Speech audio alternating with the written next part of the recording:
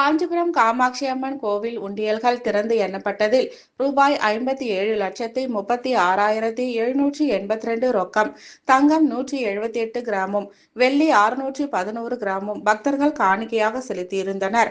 மகா சக்தி பீடங்களில் ஒன்றாக இருந்து வருவது காஞ்சிபுரம் காமாட்சி அம்மன் கோவில். இக்கோவிலில் இருந்த இரு உண்டியல்கள் 56 நாட்களுக்கு பிறகு திறந்து எண்ணப்பட்டது. இதில் பக்தர்கள் காணிக்கையாக ரூபாய் 57,36,782 இருந்தது. தங்கம் 178 கிராமும், வெள்ளி 611 கிராமும் பக்தர்களிடம் காணிக்கையாக பெறப்பட்டது.